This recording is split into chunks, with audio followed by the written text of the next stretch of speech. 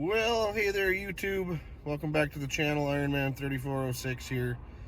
Got another video for you, but this time it's a little bit different. It's a little bit of a different story, but stay tuned. I promise it's going to be interesting. So if you've ever driven on number 6 highway north of Dafo, Saskatchewan, you've probably seen that excavator sitting out in the Quill Lakes. So yeah, there's an excavator sitting right there. That is a 330 Caterpillar excavator that's been sitting out there for about 9 years, and I think I've learned most of the story as to how it got there and why it is still sitting there. So stay tuned. I'm going to tell you the story. You might find it entertaining, you might not, but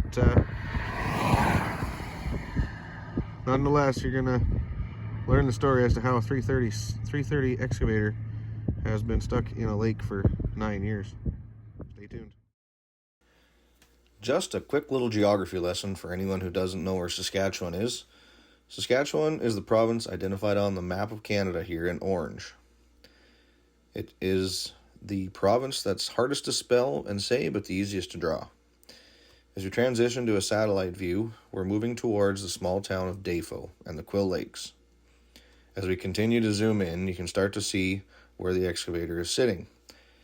If we zoom in even further, you'll start to see a red circle that narrows down the spot in the water where it sits.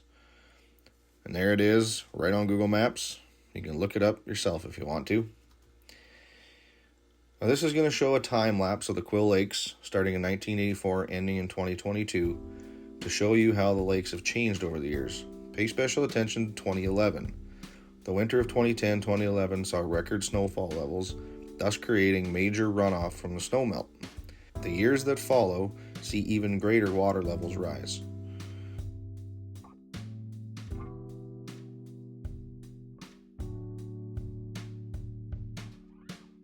The next time lapse is the same timeline but shows where the excavator is located in relation to the rising water levels.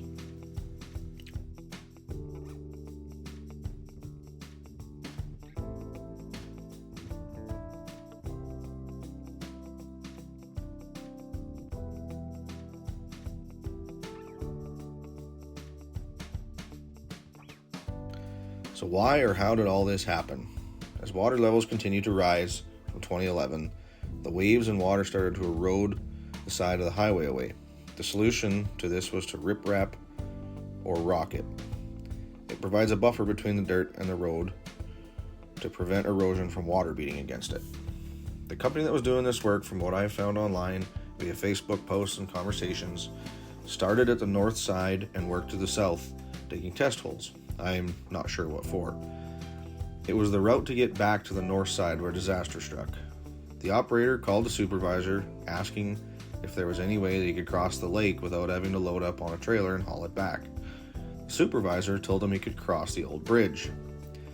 The yellow route in this screenshot is of the old highway from the 1940s-ish. I really don't know the year that the new highway opened, but from what my grandpa tells me, he was always driven on the new highway, so it's got to be a long time ago.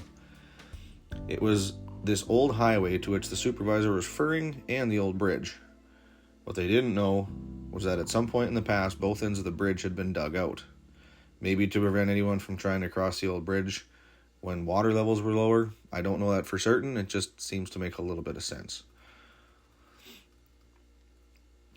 March 2015, the operator starts to walk down the old highway and starts to go across the old bridge when he found the spot that had been dug out. As the excavator went in, the operator tried reaching ahead with his boom and stick to pull himself ahead with the bucket using the old bridge's asphalt, but ultimately failed when the engine went underwater. A rescue mission was quickly organized, and a D8R with a winch was floated to site. They tried coming in from the north side of the old bridge. That was when they found the bridge had been dug out on the north side as well. The D8 was now in the same state as the 330 excavator. Took them 2 heavy tow trucks to yard the D8 out after guys had to go in the water to remove the final drive axles. They hired out another excavator to anchor to the 2 tow trucks. It finally came out, but as they were pulling it back on the old road, the D8 fell into an old dugout that they did not know was there about 100 meters from the bridge. It was so deep that the cab was just barely sticking out of the water. It took them another 12 hours to get the D8 out. After that, the spring rain settles in, and the water levels continue to rise very rapidly. At one point, you could just barely see the stick cylinder above the water. After that, the company never went back to try to get the excavator out. As the ice started to melt in the spring, you can see a better look at the old bridge and the route that they tried to take to cross the lake, as well as the two sides of the bridge missing where they'd been dug out. From what I understand, it has since transferred ownership a few times and has had numerous failed rescue attempts. Rumor has it there's a bounty to whoever does manage to get it out. I do not know who currently owns it or if it will ever get yarded out of the lake. The challenge now will be breaking it from the suction that the mud will have on it. Obviously, there's nothing left of value on the machine. The only value it's going to have is scrap value.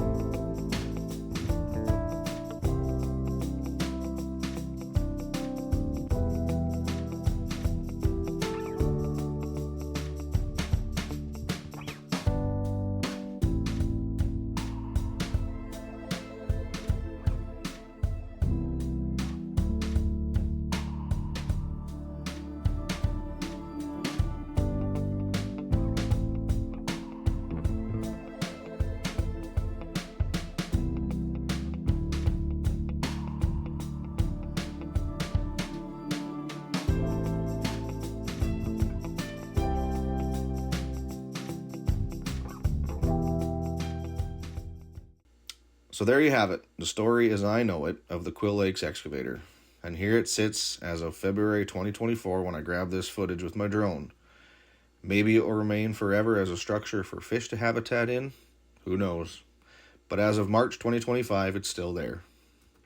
I hope you all enjoyed this video. If you did, please give it a thumbs up. And just as a disclaimer, all of the information is how I've interpreted it from the various conversations and comments I've read on social media over the years. So if any of it is incorrect, I'm sorry, but details get lost over time. So please feel free to comment with any corrections that I might have gotten wrong. Thanks for watching.